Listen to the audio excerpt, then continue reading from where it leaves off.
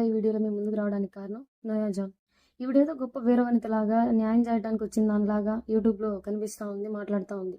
అసలు ఈవిడ వచ్చిన దానికి కారణం ఏంటంటే మహిమ కుమార్కి న్యాయం చేయడానికి కాదు, ఈవిడ ఒక ఉద్దేశంతో వచ్చింది. దయచేసి మీరు చేసిన ప్రసంగాలు నిజమైతే ఈ విషయంలో మహిమ కుమారి మీద కానీ, వీకేఆర్ గారి మీద కానీ, నా మీద కానీ, జాన్ పాల్ గారి మీద కానీ మీరు పెట్టించినటువంటి thumbnails, మీరు పెట్టించిన వీడియోస్, మీరు పెట్టించిన లైవ్లు వీటన్నింటిని దయచేసి యూట్యూబ్ నుంచి తీసివేయండి. అప్పుడు మేము కూడా మౌనం అయిపోతాం. ఈ ఇష్యూ అనేది ఇక్కడ ఆగిపోయింది. ఇక ముందు కూడా ఈ చెగోడి గారితో కానీ, మీ తండ్రి సన్నిధిలో ఉన్న సేవకులతో కానీ ఈ విషయాన్ని గురించి ఎటువంటి వీడియోస్ పెట్టించండి. దీన్ని ఇక్కడ ఆపేయండి.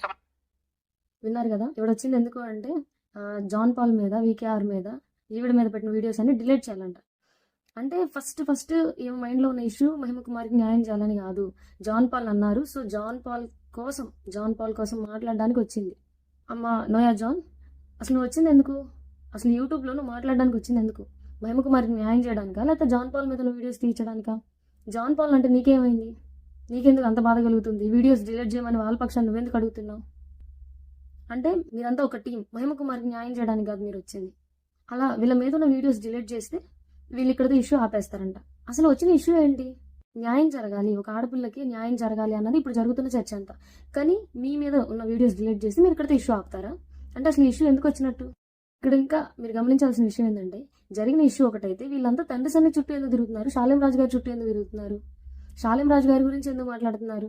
ఆయన ప్రసంగాల గురించి ఎందుకు మాట్లాడుతున్నారు? అసలు వచ్చిన ఇష్యూ అది కాదు కదా, వచ్చిన టాపిక్ అది కాదు కదా. ఒక ఆడపిల్ల జీవితానికి న్యాయం చేయాలి అన్నప్పుడు ఆ విషయం మీద సంభాషించాలి. కానీ షాలేం రాజు గారి ప్రసంగాలతో వీళ్ళకెందుకు? జరిగింది ఒక చోట, అది నిజమో కాదో ఇంకా తెలియలేదు. సో ఆ దైవజనం గురించి మాట్లాడాలి, మహిమ కుమారి గురించి మాట్లాడాలి. కానీ ఇక్కడ వీళ్ళ టార్గెట్ అంతా మెయిన్ షాలేం రాజు గారు, వాళ్ళ కుటుంబం, ఆయన ప్రసంగాలు. ఇక్కడతో ఇష్యూ ఆపేస్తామని అంటుంది. అసలు ఇది ఎంతవరకు కరెక్ట్? అసలు నువ్వు వచ్చింది న్యాయం చేయడానికి కదా, మహిమ కుమారి పక్షాన్ని మాట్లాడడానికి కదా. ఈరోజు ఆపేస్తానంటావేంటి? ఈవిడ న్యాయం కోసం మాట్లాడడానికి వచ్చిన వ్యక్తి కాదు. దయచేసి గమనించండి, ఈ నోయా జాన్ అనే వ్యక్తి నిజంగా జాన్ పాల్ వాళ్ళ టీం వీళ్ళంతా ఒక మతోన్మాదుల గుంపుకు సంబంధించిన వాళ్ళని క్లియర్గా అర్థమవుతుంది. మా నోయా జాన్, నువ్వు పోరాడు. నువ్వు వచ్చిందే అందుకు కదా, మహిమ కుమారి పక్షాన్ని మాట్లాడడానికి వచ్చావు కదా. న్యాయం తేలేంత వరకు, న్యాయం జరిగేంత వరకు నువ్వు పోరాడు. సర్దుకున్నట్టు నువ్వు కూడా సర్దుకోవాలని చూస్తే అట్లా. తర్వాత వచ్చేసరికి ఆఫ్ నాలెడ్జ్ వాళ్ళు అందరితో వచ్చిన తలెప్పిది. అంతా సొగం తెలుసుకొని మాకేదో అంతా తెలుసు అన్నట్టు తెగ మాట్లాడడానికి ముందుకు వస్తారు. ఈ ఆఫ్ నాలెడ్జ్ ఈ నోయా జాన్ కూడా కోర్టు గురించి నీకేం తెలుసు?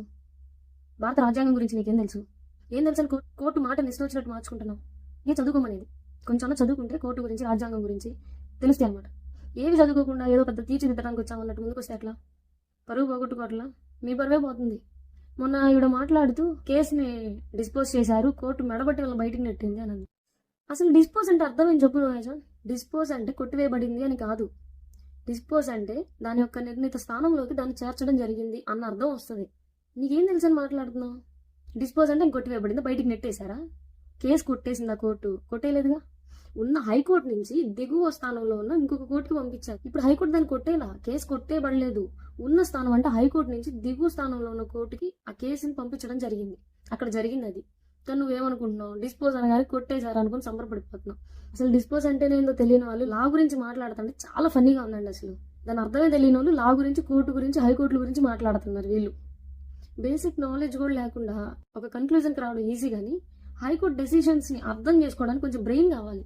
అది లేదు. నీకు ఇన్నాళ్ళు ఫేసే లేదనుకున్న బ్రెయిన్ కూడా లేదని నాకు ఇవాళ క్లారిటీ వచ్చింది. ఎందుకంటే డిస్పోజ్కి డిస్మిస్కి తేడా తెలియని నువ్వు కోర్టు గురించి, హైకోర్టుల గురించి, కేసుల గురించి మాట్లాడుతున్నావు అంటే నిజంగా నీకు మినిమం కొంచెం కూడా బ్రెయిన్ లేదని ఈజీగా అర్థమైపోతుంది. ఇవన్నీ తెలుసుకొని మాట్లాడు. ఇంకొక విషయం ఏంటంటే, అసలు కోర్టులో కేసు వేసింది ఎందుకు? న్యాయం జరగాలని కదా. అది మహిమ కుమారికైనా, ప్రభు కుమార్కైనా ఎవరి తప్పైనా సరే న్యాయం అనేది గెలవాలనేది కోర్టులో కేసు వేయడం జరిగింది. ఇప్పుడు ఒకవేళ కేసు డిస్మిస్ అయిందనుకో, డిస్మిస్ అవ్వలేదు, డిస్పోజల్ నువ్వు డిస్మిస్ అనుకుంటున్నావు కాబట్టి అలానే అయ్యిందనుకో, ఎందుకు అంత సమరపడుతున్నావు? న్యాయం జరగాలనే కదా కోర్టును ఆశ్రయించింది.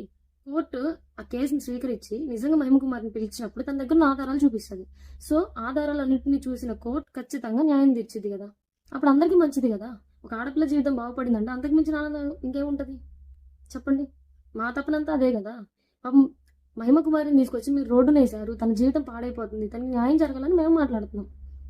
కానీ మీరు మాత్రం తనను అడ్డు పెట్టుకొని కేవలం కోతికి దొరికింది కొబ్బరి చిప్ప అన్నట్లు కేవలం మహిమ కుమారిని మీరు అడ్డు పెట్టుకొని అంతా తండ్రి సన్నిధి మినిస్ట్రీ గురించి, దైవజనులు షాలేం రాజు గారి గురించి, ఆయన కుటుంబం గురించి, ఆయన వాక్యాల గురించి మాట్లాడటమే సరిపోతుంది. మీకు వచ్చిన ఇష్యూని పట్టించుకోవట్లా, వచ్చిన ఇష్యూ గురించి మాట్లాడట్లేదు.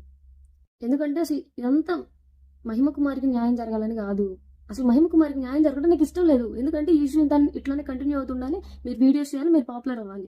ఎవరో ఒకరు జాన్ పాల్ని తిడతారు చూడు, అప్పుడు నీకు బాధ వేసిద్ది అనమాట. అప్పుడు స్పందిస్తావు నువ్వు. మహిమ కుమారికి న్యాయం జరగడం నీకు ఇష్టం లేదు. అందుకే కోర్టు డిస్పోజ్ చేసింది అనగానే సంబరపడిపోతున్నావు, ఆనందపడిపోతున్నావు. అంత ఆనందం ఏందో నాకు అర్థం కావట్లేదు. మరి ఒక ఆడపిల్లకి న్యాయం చేయాలని ఉందా, లేకపోతే ఏంటి మీ ఉద్దేశం? ఎవరైనా మహిమ కుమారికి న్యాయం జరగాలని చూస్తున్నారు. కానీ ఈ నోయా జాన్ మాత్రం కేవలం మహిమ కుమారిని అడ్డం పెట్టుకొని జాన్ పాల్ పక్షాన మాట్లాడుతుంది అంతే. జాన్ పాల్ పక్షాన ఉంది, కేవలం మహిమ కుమారిని అడ్డు పెట్టుకుంది. ఇదంతా మహిమ కుమారికి న్యాయం చేయడానికి కాదు. ఈ విషయాన్ని స్పష్టంగా గమనించండి. నోయా జాన్, నిజంగా నీకు సిగ్గుంటే, నువ్వు నిజంగా ఆడపిల్లవైతే కోర్టులో కేసు ఆగింది అన్నప్పుడు నువ్వు సంబరపడవు. సిగ్గుందా నీకు ఆనందపడటానికి?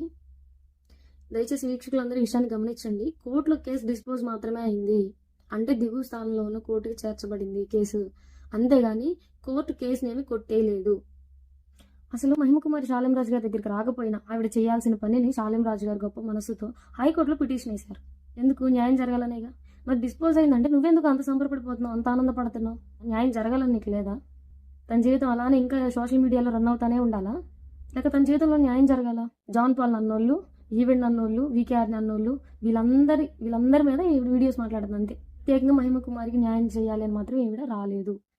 తర్వాత ఇంకో విషయం ఏంటంటే, వాడెవడో ఒకడు అంటున్నాడు, మీకెందుకు ఆధారాలు చూపించాలి అని. ఆధారాలు చూపినప్పుడు అసలు సోషల్ మీడియాలోకి ఎందుకు వచ్చారు? ఇంత వేస్ట్ ఫెలోస్లో ఉన్నారు మీరు. ఎవరిని తిట్టకూడదు అనుకున్నా, కానీ వీళ్ళందరికీ వయసు పెరిగింది, కానీ కొంచెం కూడా ఇది పెరగలేదని బాధేస్తుంది. ప్రూఫ్ చూపియము మేము మీడియాలో అన్నప్పుడు మీడియా ముందుకు ఎందుకు వచ్చారు? సోషల్ మీడియాలోకి ఎందుకు వచ్చారు? అవే ఆధారాలు తీసుకొని పోలీసుల దగ్గరికి వెళ్ళొచ్చు కదా, పోలీస్ కేసు పెట్టవచ్చు కదా, న్యాయం జరిగేంత వరకు పోలీస్ స్టేషన్ చుట్టూ తిరగొచ్చు కదా. సోషల్ మీడియా ముందుకు ఎందుకు వచ్చారు? అమ్మాయిని ఎందుకు తీసుకొచ్చారు? ఎందుకు మా దగ్గర ఆధారాలు ఉన్నాయని మాట్లాడుతున్నారు? ప్రూఫ్స్ మీకెందుకు చూపించాలంటే, ఇది మీరు పబ్లిక్ ముందుకు ఒక విషయాన్ని తీసుకొచ్చినప్పుడు పబ్లిక్ ప్రూఫ్స్ అడిగిద్ది, ఖచ్చితంగా మీరు చూపించాలి, అది మీ బాధ్యత. ఎందుకు చూపించరు? చూపించినప్పుడు అసలు ఇష్యూ తీసుకురాకూడదు, సోషల్ మీడియా ప్లాట్ఫామ్ మీదకి అసలు ఇష్యూ తీసుకురాకూడదు. అలా తెచ్చినప్పుడు పబ్లిక్ క్వశ్చన్ చేసినప్పుడు మీరు ఆన్సర్ చేయాలి. చేత కానప్పుడు అన్నీ క్లోజ్ చేసి, వీడియోస్ అన్ని బంద్ చేసి మీ పనులు మీరు చూసుకోవాలి. అంతేగాని మీకు ప్రూఫ్స్ ఎందుకు చూపించాలని అడిగి అంత బ్రెయిన్ లేకుండా మాట్లాడుతున్నారు, బ్రెయిన్లెస్ ఫెలోస్. సో ఈ విషయాలను గమనించండి. కోర్టులో కేసు డిస్పోజ్ మాత్రమే అయింది, డిస్మిస్ అవ్వలేదు.